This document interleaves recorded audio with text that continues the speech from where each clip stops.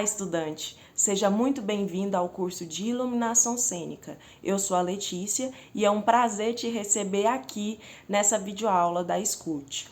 Hoje nós falaremos sobre o tópico 1, em relação aos conceitos introdutórios de iluminação cênica.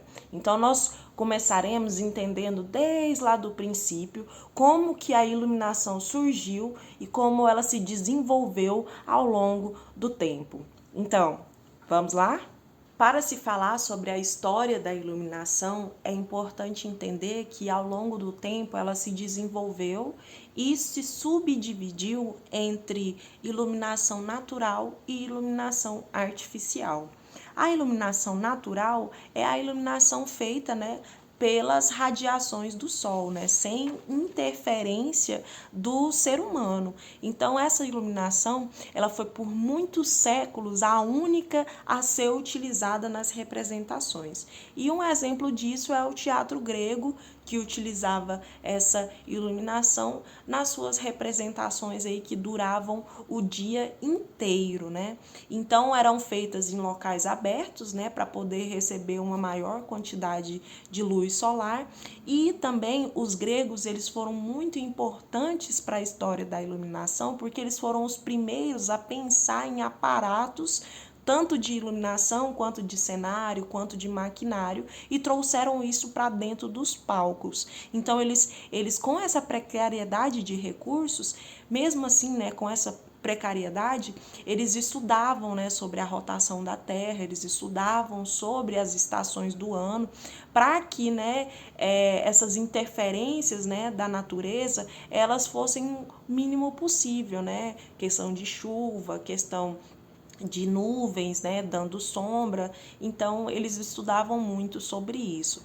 E além disso, além do teatro grego, também teve o teatro romano, que, diferente dos gregos, eles estendiam as suas representações até o anoitecer, ou às vezes até a noite adentro.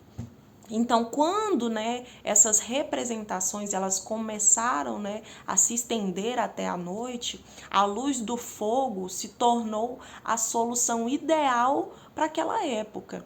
Então, essa nova luz, ela se tornou o primeiro meio artificial a ser criado, trazendo, ali consigo essa necessidade de criar novas formas para poder manusear esse fogo.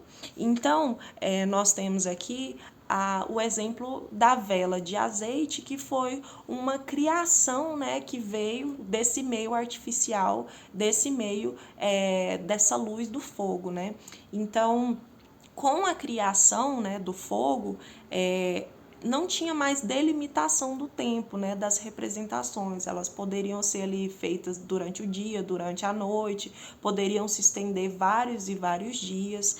Era uma luz, infelizmente, instável, Também não dava para se controlar ali essa iluminação, ela oscilava muito, mas era uma forma que eles acharam ali na época para poder utilizar essa iluminação.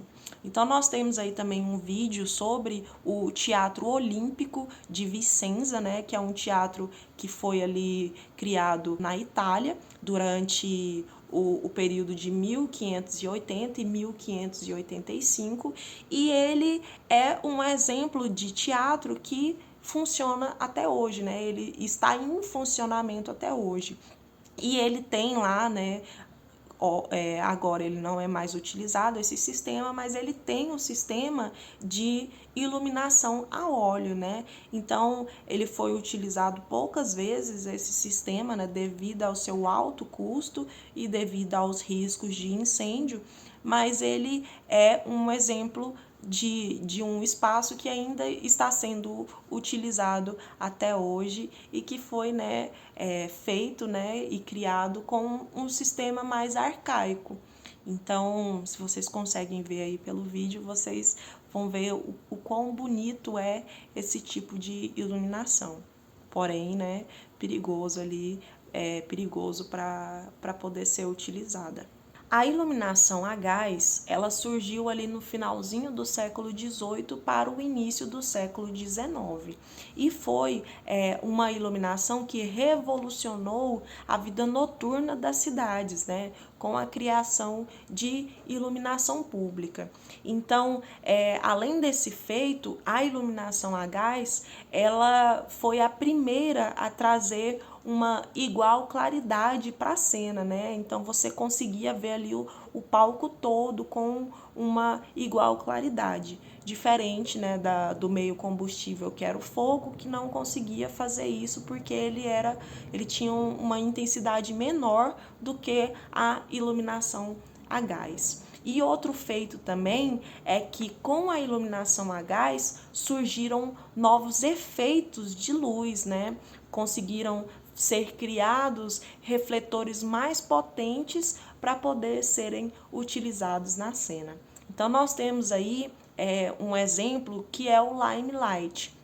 O limelight, ele é iluminado, né? O gás ele entra em contato com o óxido de cálcio. Então, se vocês olharem aí pelo vídeo, o gás ele entra em contato, né, com esse óxido de cálcio que emite uma luz muito intensa, né? E ali assim, na época eles colocavam umas bacias de metal, né, para direcionar a cena. Então você conseguia ver, né, uma maior claridade, você conseguia utilizar ali aquela iluminação para criar um campo, né, de visão maior.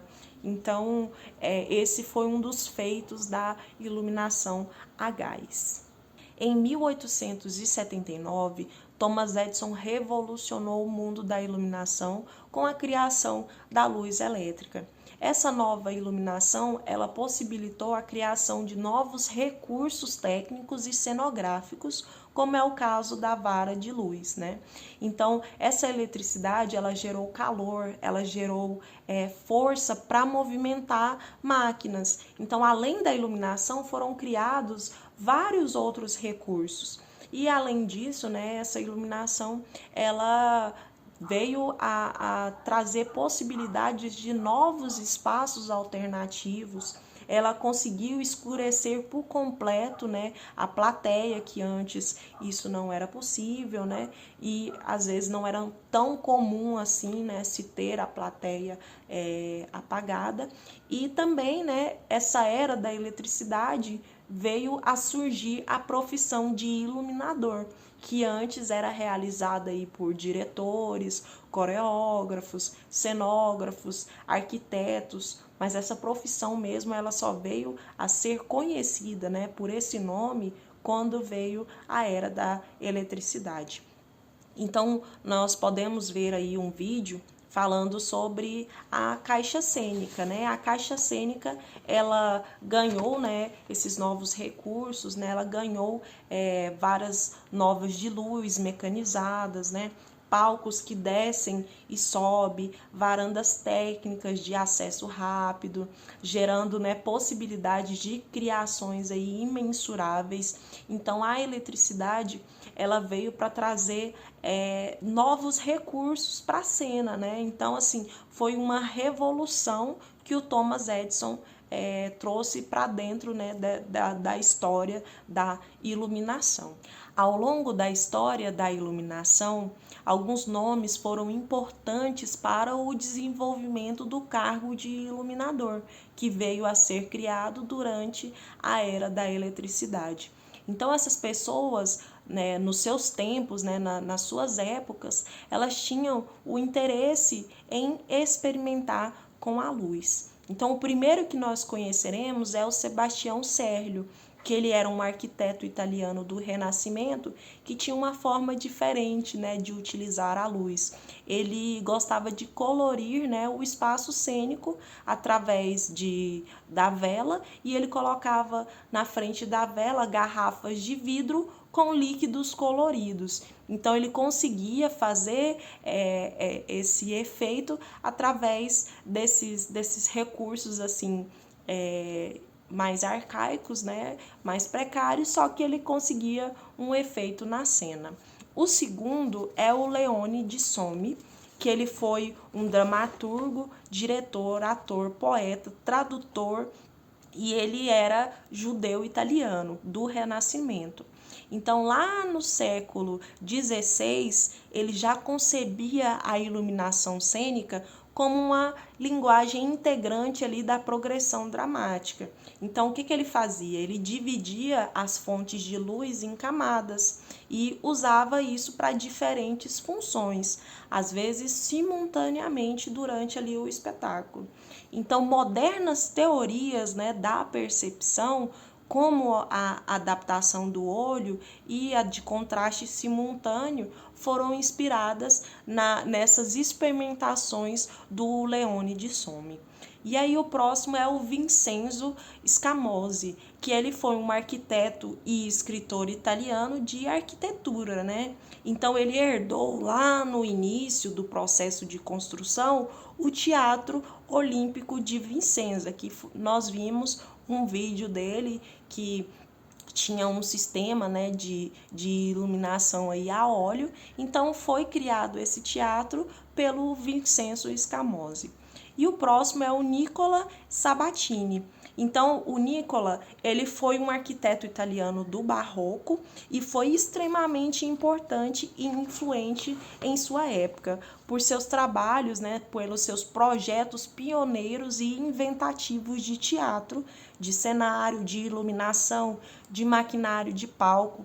Então, ele foi uma personalidade muito importante para a iluminação, porque ele desenvolveu e ele descreveu uma série de novas técnicas de iluminação cênica, como mecanismos de escurecimento de todo o palco, holofotes direcionados para iluminar certas partes do palco e deixar outras partes no escuro. Então, assim, tem indícios de que ele foi o primeiro a criar holofotes, né, de refletor, né, acoplado a uma bacia polida através de uma fonte de luz, como foi visto ali na questão da era do gás, né, que se utilizava essa bacia. Então foi através dessas influências que ele trouxe, né, para dentro dos palcos.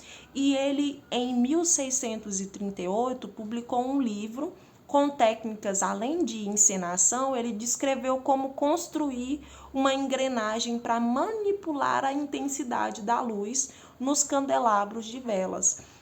Então, aquela questão do escurecimento era com esse mecanismo, né, que você conseguia ali manipular a intensidade da luz. Então, o Nicola, ele foi um cara extremamente importante para a história da iluminação cênica. Além dele, veio o Adolf Appia, que foi um artista plástico e cenógrafo suíço, que desenvolveu suas ideias durante o período de transição entre a iluminação a gás e a eletricidade. Ele criou, né, o conceito de uma partitura, né, para a luz, ou seja, né, decupando ali assim essas criações de como que a luz vai transicionar de um lado para o outro. É como se fosse um roteiro ali de luz. Foi criado pelo Adolf Appia, que estruturava isso, né, através de movimentos que acompanhavam a melodia, marcando o clímax, né, ali da cena, as mudanças de atmosfera, né, bem parecido com o que nós fazemos hoje em dia, né, e ele distingue a luz difusa da luz concentrada. Então, esse termo veio, né, através do Adolf Appia, e ele postulava as explorações do poder plástico da iluminação, né, através de seu binômio luz e sombra. Então, assim, ele utilizava muito esse contraste entre a luz e a sombra, a estética, né, que isso trazia para dentro da cena. Então, assim, tem imagens, né, se vocês pesquisarem aí, de uma extensa escadaria que ele projetou, assim, que em momentos tem luzes, outros momentos tem a sombra, e ele gostava muito de brincar com isso. E o Adolf Appia, ele escreveu a base gramática da estética dessa nova linguagem, né? Que foi inserida no teatro do século XX.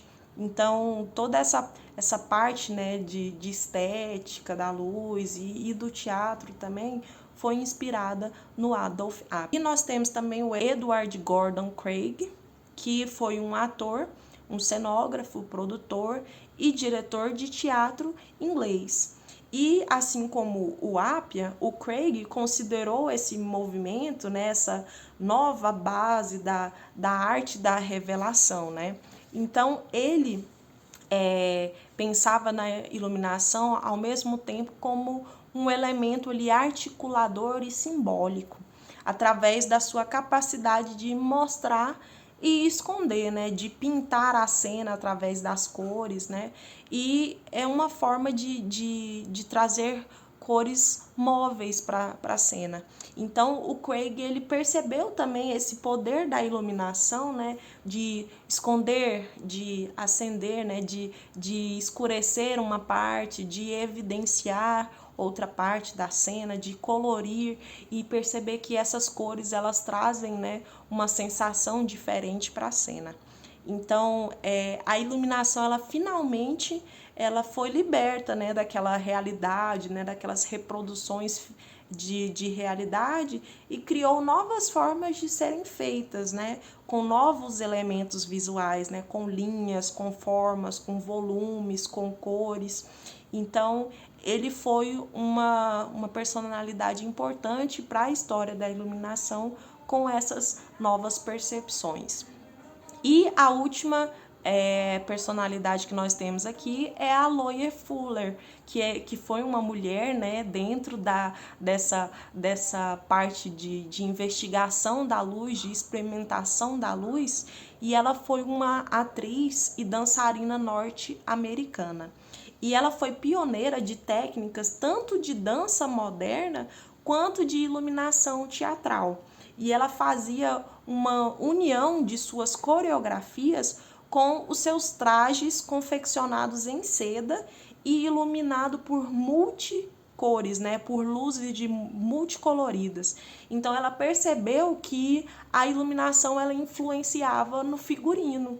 Então foi uma descoberta muito interessante, porque ela começou a experimentar novos figurinos, novos tecidos de figurinos junto com a iluminação. Além disso, ela trouxe também a questão do posicionamento das luzes. Então, ela descobriu acidentalmente que os efeitos da luz, dependendo de onde elas, dos ângulos que ela vai ser direcionada, ela fazia um efeito diferente no figurino. Então, ela foi pioneira nessa utilização engenhosa da eletricidade no palco, chegando até mesmo a construir um chão de vidro para que pudesse ser iluminado lá o figurino de baixo para cima. Então, assim, foi uma pessoa que estudou muito a questão da influência da eletricidade, né, da iluminação elétrica no figurino. Então, todos esses profissionais, eles buscavam, né, criar elementos que impressionasse essa nova percepção visual, né? Eles queriam sair daquela realidade e trazer uma nova percepção visual para a cena.